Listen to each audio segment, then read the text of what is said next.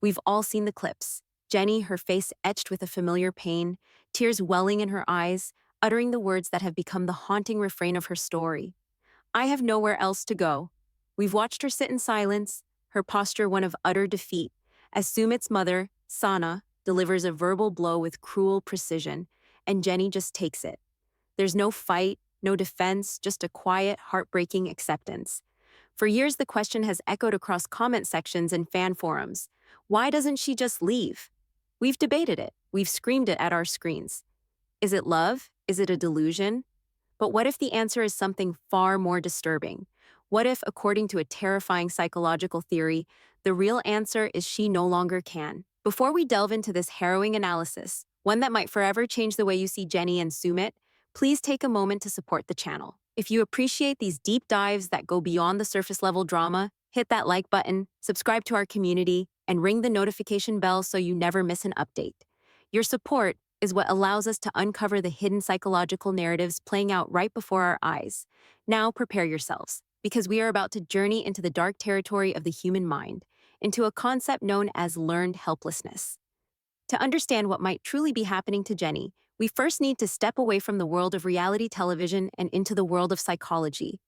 The term learned helplessness was coined in the late 1960s by psychologist Martin Seligman. His experiments, though controversial now, were groundbreaking in what they revealed about the nature of trauma and control. In the most famous study, dogs were placed in a box where they would receive a light electric shock. One group of dogs could press a lever to stop the shock. They quickly learned they had control over their environment, but the other group had no such lever. The shocks came randomly and were completely unavoidable. No matter what they did, the pain continued. They were powerless. The truly horrifying part came next. Both groups were then moved to a new box, a shuttle box, with a low barrier in the middle. A shock would be administered to one side, but all the dogs had to do to escape was simply jump over the low barrier to the safe side. The first group of dogs, the ones who had learned they had control, immediately jumped to safety. But the second group, the ones who had been subjected to uncontrollable pain, did something profoundly disturbing. They just laid down and whimpered. They accepted the shock. Even with a clear and easy path to safety right in front of them, they didn't even try to escape. They had learned that nothing they did mattered. They had learned to be helpless. Their brains had been rewired by trauma to accept suffering as an unchangeable fact of life. This isn't just about animal studies. This phenomenon is a terrifyingly accurate model for what happens to human beings in situations of long-term abuse, inescapable stress, and repeated trauma. When a person is subjected to a negative situation over and over again, and their attempts to change or escape that situation consistently fail, their brain begins to form a new toxic belief. I am powerless. It's not a conscious thought, it's a deep neurological conditioning. It's a cognitive surrender.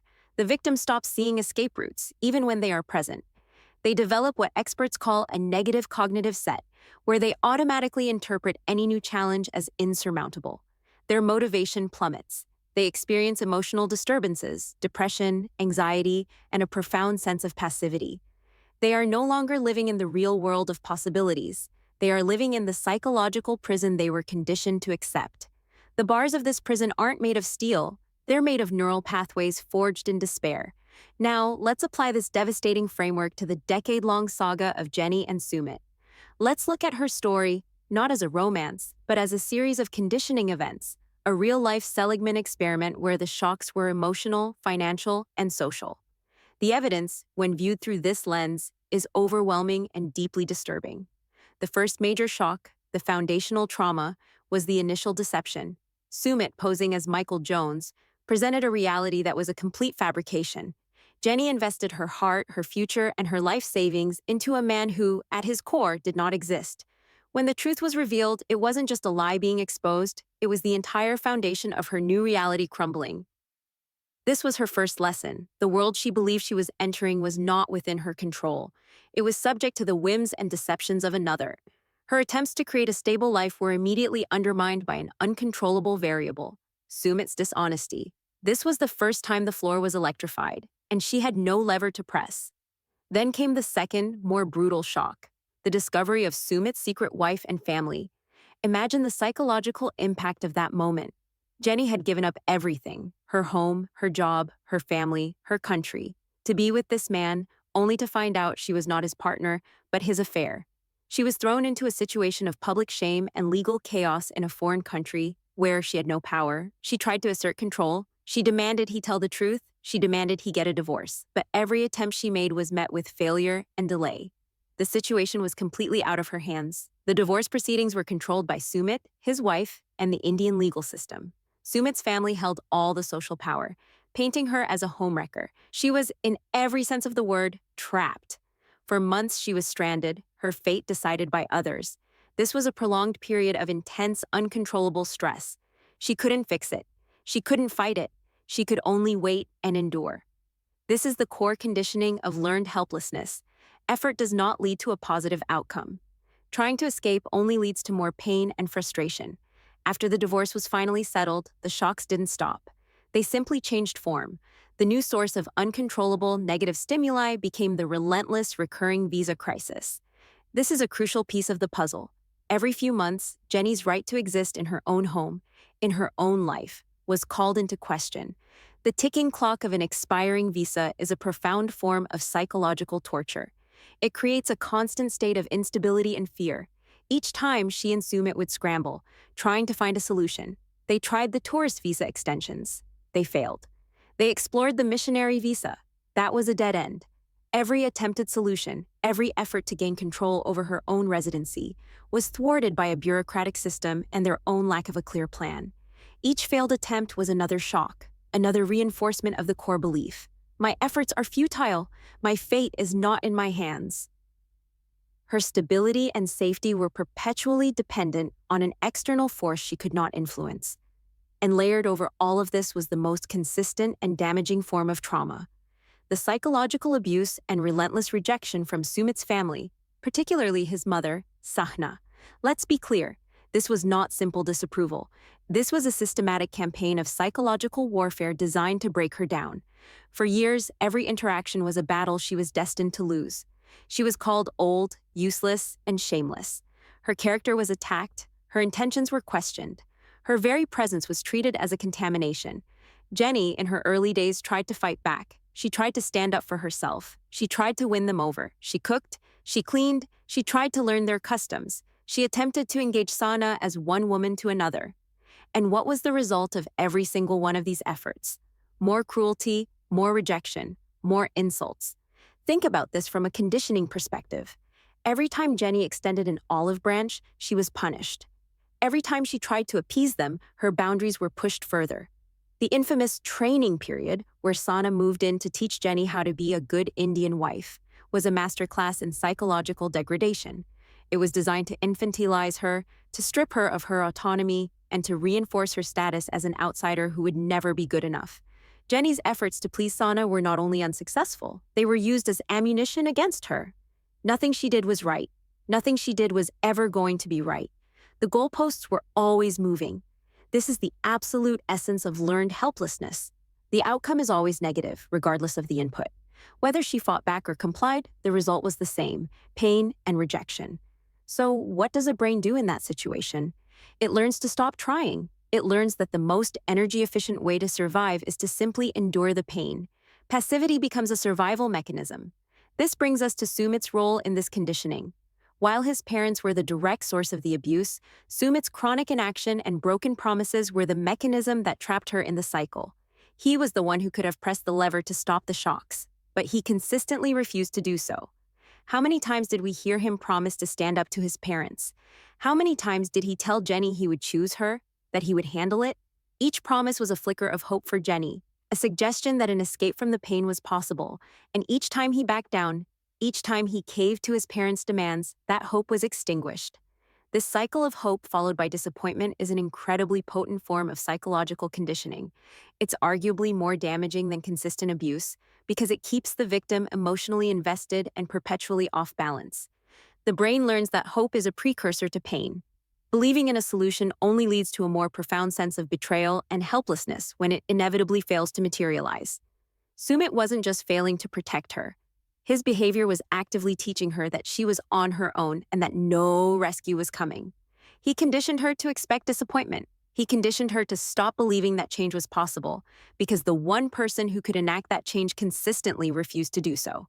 So, after a decade of this, the lies, the secret marriage, the visa panics, the relentless family abuse, and the constant cycle of Sumit's broken promises, what do we see now? We see the textbook symptoms of a person suffering from severe, advanced learned helplessness. This isn't a rational choice based on love anymore. This is a trauma response that has become a personality trait. Let's analyze her current behavior, the behavior that has so many viewers baffled. Her passivity in the face of cruelty is the most glaring symptom. When Sahna makes a cruel comment, the old Jenny might have argued. The current Jenny just sits there, absorbing it. This isn't maturity or picking her battles. This is the behavioral resignation of the dogs in the shuttle box. She has learned over 1,000 painful encounters that fighting back is pointless. It won't change Sana's mind, it won't earn her respect, and it will likely just escalate the conflict, leading to more pain for her and more stress with Sumit. Her brain has concluded that the path of least resistance is to simply endure the shock. It's a deeply ingrained, trauma-informed survival strategy. She has been conditioned to be passive. Listen to the language she uses. Her constant refrains of "I have nowhere to go" or "What can I do?" are not just statements about her logistical or financial situation. They are the verbal manifestation of her psychological state. This is the voice of learned helplessness. A person not in this state would be brainstorming, problem-solving, reaching out for help. They would say, "This is unbearable. I need to figure out a way to leave." Jenny's language reveals a cognitive state where alternatives are no longer perceived. Her world has shrunk to the four walls of her Indian home, and in her mind, there is no exit. The repeated failures and traumas have systematically dismantled her belief in her own agency. She doesn't just feel trapped by her circumstances, she feels trapped by her own inability to change them. This theory also explains one of the most puzzling aspects of her story: why she stays even when Sumit treats her poorly or fails to stand up for her. From the outside, it looks like a lack of self-respect. But from the inside, from a mind conditioned by helplessness, Sumit's mediocrity is preferable to the terrifying, unknown alternative. Her entire sense of stability, however fragile, is tied to him. The idea of leaving him means stepping back into a world of uncontrollable variables, the very thing that caused her trauma in the first place. Starting over in America, finding a job, a home, these are monumental tasks for anyone. But for a brain conditioned to believe its own efforts are futile, they seem utterly impossible. The abusive but familiar present feels safer than an unknown future where she is convinced she will fail. She stays not because Sumit is her great love, but because he is her known reality, and the trauma has made her terrified of anything else. Consider the episode where her daughters visited. They presented a clear-headed external perspective. They offered a lifeline, a connection to her old life, and a potential escape route. And how did Jenny react? With defensiveness and a doubling down on her commitment to Sumit. This is a classic response. When someone is deep in a state of learned helplessness, an offer of help can feel like an attack. It implicitly criticizes their situation and forces them to confront the possibility of change, which their brain has already labeled as impossible and dangerous. To accept her daughter's help would mean admitting her last 10 years were a catastrophic mistake. It would mean activating a sense of agency that her mind has been conditioned to suppress. It's easier, psychologically, to defend the prison you used to know than to attempt a breakout you've been taught to believe will only end in failure and more pain. Even if they had arrived with a first-class plane ticket and a guaranteed apartment back in the States, the theory of learned helplessness suggests she might be psychologically incapable of taking that final step. The barrier to her freedom isn't the price of a plane ticket. It's the invisible wall of trauma in her own mind. The reckoning in this story is not about whether Sumit is a good or bad person. It's about the horrifying realization that Jenny may now be a permanent captive, not of Sumit, not of his family, but of her own conditioned psychology. The cage is no longer made of lies or visa problems. It's forged from years of trauma that have taught her, on a cellular level, that she is powerless. We are witnessing the long-term effects of emotional abuse and chronic stress in real time. We are seeing a woman who may have lost the fundamental human belief in her own ability to affect change in her life. This isn't a simple case of a bad romance. This is a case study in psychological erosion. And the most terrifying part is that no amount of external help, no amount of fans screaming at the television can save her. The escape must begin from within. she would need to unlearn a decade of helplessness, a feat that would require intensive, specialized therapy to slowly rebuild her sense of self, her agency, and her belief that she is deserving of and capable of achieving safety and peace. Until she can begin to break free from the invisible prison of her own trauma-induced paralysis, she will remain exactly where she is, quietly accepting the shocks, because she has been brutally conditioned to believe there is no other way to live. The happy ending we all want for her might be a psychological impossibility. This deep dive into the theory of learned helplessness reveals a much darker, more complex narrative than the one we see on the surface. It transforms Jenny from a figure of frustration into a figure of profound tragedy. Her passivity is not a weakness, it is a symptom. Her resignation is not a choice, it is a condition. As we continue to watch her story unfold, we must remember the invisible forces at play. We are not just watching a relationship drama, we are watching the long-form consequences of psychological trauma. It's a stark reminder that the most durable prisons are the ones we cannot see, the ones built within the mind. The question is no longer, why doesn't she leave? The question now is a far more chilling one. Can she? We're going to explore this further, looking at specific scenes and dialogues that serve as undeniable proof of this psychological conditioning. We'll examine the role of cultural isolation, financial dependence, and the age gap as accelerants in this process. We will also contrast her behavior with other cast members to highlight just how uniquely trapped she appears to be. We need to look at Sumit's own potential psychological state. Is he a malicious abuser, or is he himself a victim of his own learned helplessness when it comes to his family, creating a tragic feedback loop of trauma? This story is a rabbit hole of psychological complexity, and we are just getting started. What we will uncover next will not only solidify this theory, but will paint an even more desperate picture of Jenny's reality. The financial component of learned helplessness cannot be overstated. It is one of the most effective tools for creating and maintaining a state of powerlessness. When Jenny left America, she liquidated her assets. She cashed in her retirement savings, sold her home, and poured that money into her new life with Sumit. This wasn't just a financial investment, it was the severing of her own safety net. From that moment on, she was financially dependent, first on the money she brought with her, and then, as that dwindled, implicitly on Sumit. In India, without the right to work, she has no ability to generate her own income. She is completely reliant on Sumit for food, for shelter, for everything. This financial dependency is a constant ambient stressor. It's a shock that is always on. Every single day, she is reminded that she cannot support herself in the country she now calls home. This creates a powerful barrier to leaving. It's not just about the emotional difficulty. It's about the practical terror. Where would she go? How would she live? She has spoken about having very little to return to in the United States. Starting from scratch in your 60s after having spent your life savings is a terrifying prospect for anyone. For someone whose sense of agency has already been decimated, it can feel like an absolute impossibility. The brain, already conditioned to see failure at every turn, will view this financial obstacle not as a challenge to be overcome, but as a definitive wall. It reinforces the narrative she so often repeats: I have nowhere else to go. This isn't just an emotional statement. For her, it is a statement of stark financial reality, which in turn deepens the psychological feeling of being trapped. Every rupee Sumit spends on their household is a reminder of her dependency, another small lesson in her own powerlessness. Furthermore, let's consider the element of cultural and social isolation. Jenny is not just in a new city, she is in a new world. The language, the customs, the social hierarchy, everything is different.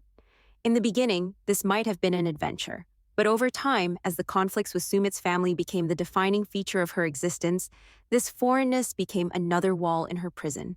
She is utterly alone. While she has her daughters on the other end of a phone line, she has no local support system. There are no old friends to have coffee with, no one who shares her cultural background to confide in. Her entire social world consists of Sumit and his family, the very people who are the source of her trauma. This level of isolation is a breeding ground for learned helplessness. Without external perspectives to validate her feelings or challenge her negative beliefs, her reality becomes a closed loop. The abuser's or the abusive family's perspective becomes dominant. When Sahna tells her she is worthless, there is no chorus of friends to tell her otherwise. There is only Sumit's weak defense and her own trauma-weakened mind. Over time, a victim in this situation can begin to internalize the abuse. They start to believe the negative things said about them because it is the only narrative they hear. Jenny's world has shrunk to the size of her apartment, and the primary voices in that world are telling her she is not good enough.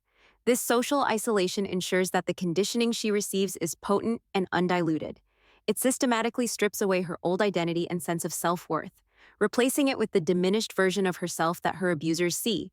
We must also analyze the age gap, not just as a social taboo, but as a power dynamic that exacerbates her vulnerability. Being 30 years older than Sumit puts her in a uniquely powerless position, especially within the context of Indian culture. She is past the age where she can have children, which is a major point of contention for Sumit's family. This is something she cannot change. It is used against her as definitive proof of her unsuitability. It's an uncontrollable fact that is wielded as a weapon. Every time her age is mentioned, it's a reminder of a perceived inadequacy she can do nothing about. This feeds directly into the feeling of helplessness. Moreover, the age gap affects her social capital. In a culture that venerates family and tradition, she is seen as an anomaly, an outsider who has disrupted the natural order. This deprives her of the respect and deference that would typically be afforded to an elder. Instead of being seen as a matriarch, she is often treated like a child, scolded and trained by Sahna, a younger woman. This role reversal is deeply humiliating and psychologically disorienting. It strips her of the dignity and authority that should come with her age and life experience. She is placed in a perpetually subordinate position, reinforcing the powerlessness that is central to her conditioning. Her age, which should be a source of wisdom and strength, is twisted into her greatest liability. Let's contrast Jenny's situation with other 90-Day Fiancé cast members who have faced difficult circumstances. Think of Rose Vega. She was in a relationship with Big Ed, who was controlling, disrespectful, and repeatedly humiliated her. They had a significant age gap, and Ed had far more financial power. Yet, when Ed pushed her too far, when he demanded she take an STD test while refusing to do so himself, she found her breaking point. She walked away. She chose her self-respect over a potential future in America. Why could Rose do it, while Jenny seems unable to?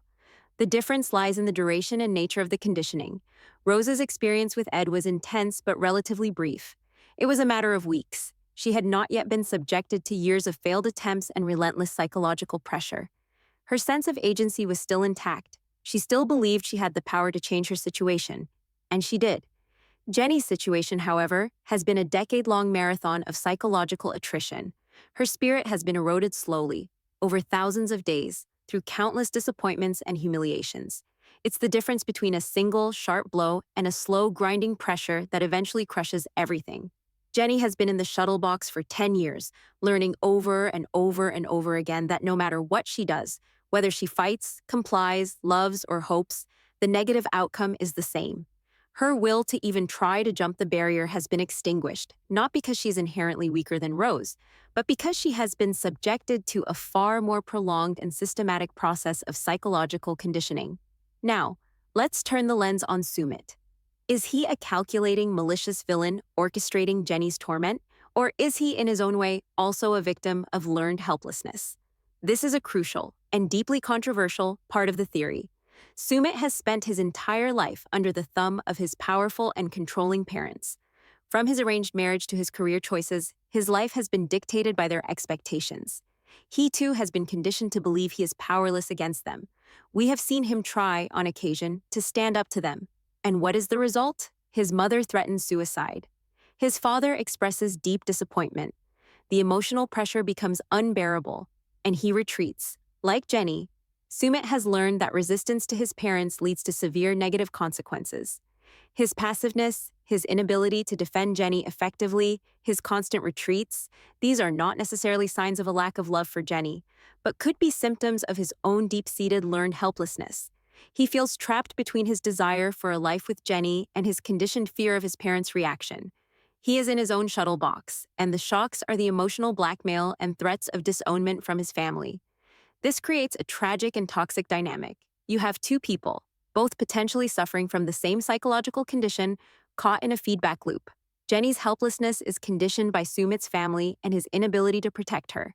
Sumit's helplessness is conditioned by his family's control, which prevents him from protecting Jenny. They are, in a sense, co-captives in a prison built by his parents.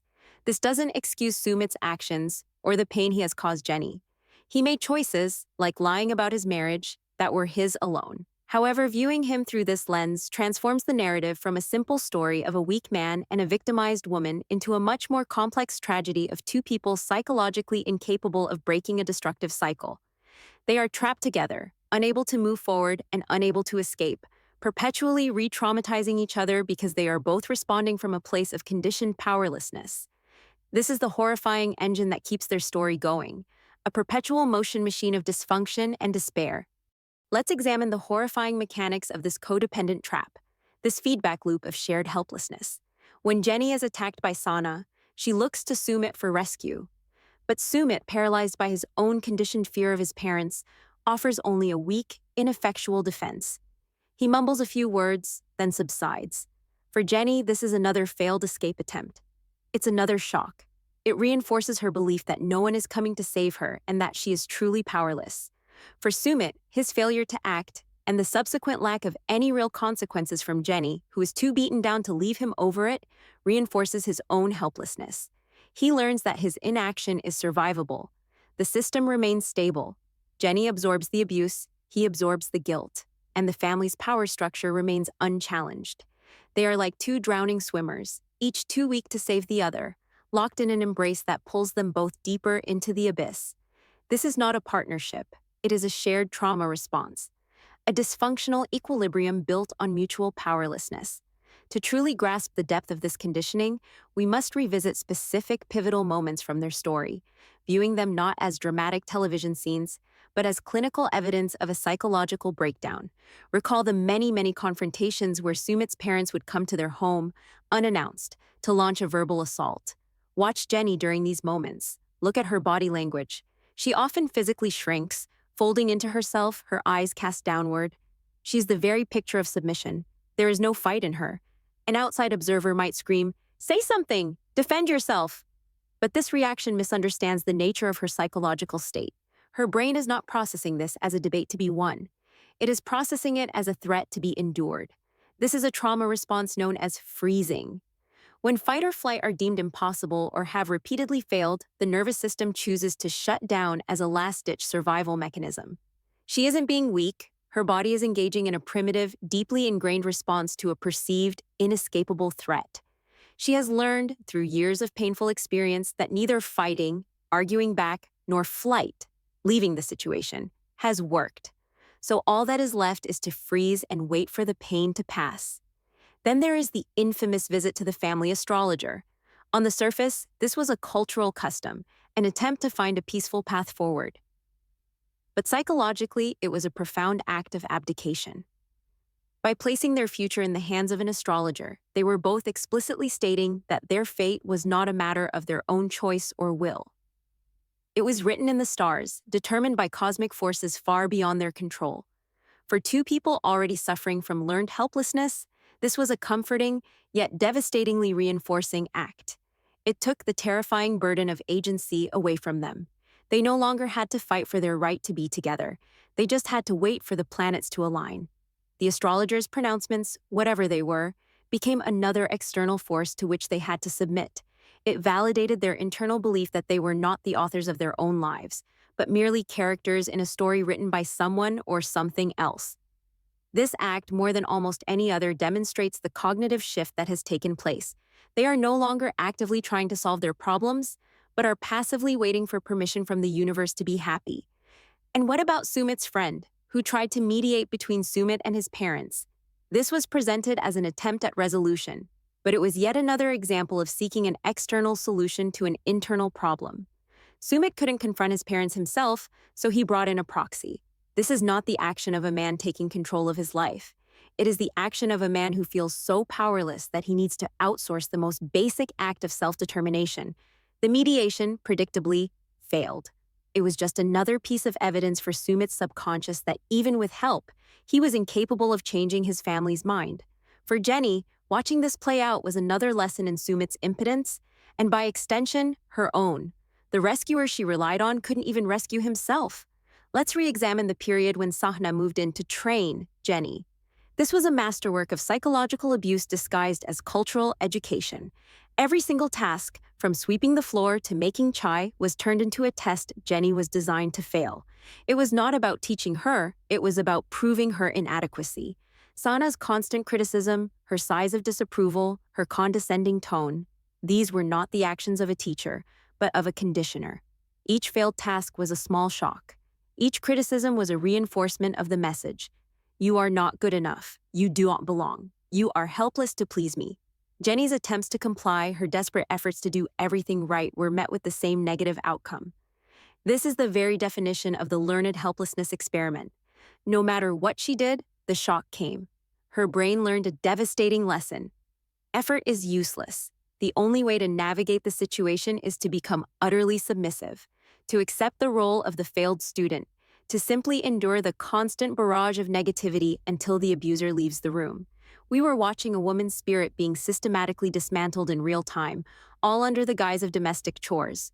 The rare moments of external intervention, like the visit from Jenny's daughters, serve only to highlight the impenetrable nature of her psychological prison. Her daughters arrived armed with logic, reason, and righteous anger.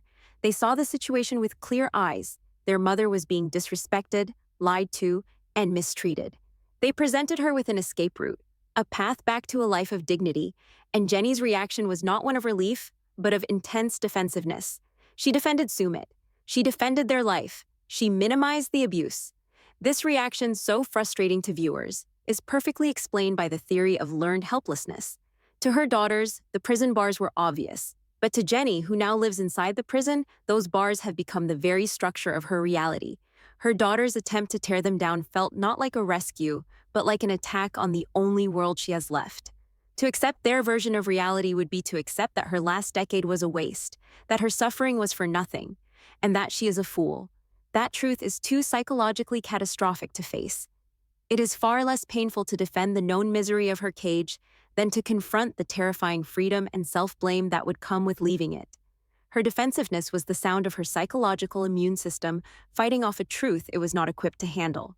We must also consider the neurological basis for this condition.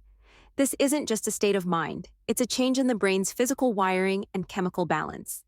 When a person is exposed to chronic, inescapable stress, the body is flooded with the hormone cortisol. In a healthy person, cortisol provides a short-term boost to deal with a threat. But when the threat never ends, cortisol levels remain chronically high. This has a devastating effect on the brain. It can damage the hippocampus, which is crucial for memory and learning, making it harder to recall positive memories or learn new effective coping strategies. It sends the amygdala, the brain's fear center, into overdrive, making the person hypervigilant and constantly anxious. Most importantly, it can impair the function of the prefrontal cortex, the part of the brain responsible for executive functions like rational decision-making, problem-solving, and willpower. In essence, the very trauma Jenny has endured has likely damaged the specific parts of her brain she would need to orchestrate an escape. She is trying to solve a complex life problem with a brain that has been chemically and structurally compromised by a decade of stress. This is why telling her to just leave is like telling someone with a broken leg to just run. The necessary equipment is damaged. Her passivity, her poor decision-making, her inability to see a way out. These may not be character flaws, but the physiological symptoms of a brain under siege. The trauma has rewired her to be compliant, to be passive, to accept, because that neural pathway has been reinforced thousands of times, while the pathway for self-assertion and escape has been left to atrophy from disuse. This leads us to the concept of trauma bonding, which explains the most confusing part of their relationship, the moments of apparent happiness. We see them laugh, we see them embrace, we see them express love for one another. How can this be amidst so much misery? This is the insidious genius of an abusive cycle. The cycle is not one of constant abuse. It is a cycle of tension, explosion, and then reconciliation, or a honeymoon phase. These good moments are not proof that the relationship is healthy. They are the glue that holds the unhealthy dynamic together. This is a pattern known as intermittent reinforcement. If the abuse were constant, with no moments of relief, leaving would be a much easier decision. But the moments of affection, of Sumit being the loving partner Jenny wants him to be, are incredibly powerful. They create a profound chemical bond. After a period of high cortisol from stress, an act of kindness or affection releases a flood of dopamine and oxytocin, the feel-good and bonding chemicals. This creates a powerful, addictive cycle. The victim becomes addicted to the relief that follows the abuse.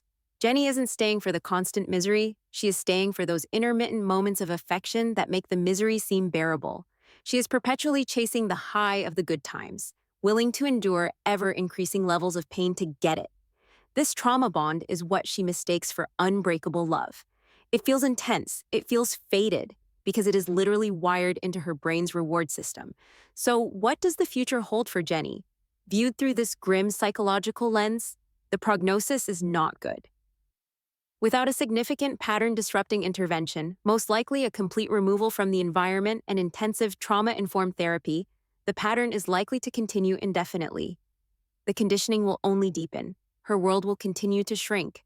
Her sense of self, already so eroded, may fade completely, leaving only the role she has been assigned, Sumit's long-suffering foreign wife. We may see fewer tears and more quiet resignation. This won't be a sign that things are better, but a sign that the learned helplessness is complete. It will be the quiet of a spirit that has finally given up the fight. The wedding, which should have been a triumphant resolution, was instead the final nail in the coffin of her agency. She got what she wanted, but on his family's terms, with their disapproval hanging over the entire event. It was not a victory that empowered her, but a concession that solidified her place within the dysfunctional system. Now that she is married, she is even more legally and socially enmeshed in the very structure that has broken her. Leaving now would be even more complex, more daunting, more impossible to her conditioned mind. She won the battle, but in doing so, she may have lost the war for her own soul. For Jenny to break free, it would require a psychological cataclysm. Something would have to happen that is so shocking, so outside the established pattern, that it could jolt her brain out of its conditioned stupor. Or she would need the long, slow, patient work of a therapist who could help her rebuild her sense of self, one tiny piece at a time. This therapist would have to help her unlearn a decade's worth of negative conditioning, to teach her that her actions can have positive outcomes, to help her reestablish a belief in her own agency. She would have to grieve the last 10 years of her life and the fantasy she held onto for so long. It would be a Herculean task, one that is tragically unlikely to happen while she remains isolated in India, enmeshed in the very environment that poisoned her. We as viewers are witnesses to a silent and devastating psychological process. Jenny's story is a crucial, if heartbreaking, look at the long-term effects of emotional abuse, social isolation, and chronic stress. It demonstrates how a person can be imprisoned without a single physical bar. Her cage is no longer made of Sumit's lies or visa applications, it's made of trauma, forged in the neural pathways of her own brain. This is the terrifying power of learned helplessness. It convinces the captive not only that the cage is locked, but that there is no world outside the cage. And perhaps the most tragic part of all is that it can eventually convince them to love the cage because it is the only home they believe they have left. Share this to raise awareness of the invisible prisons that emotional abuse can build.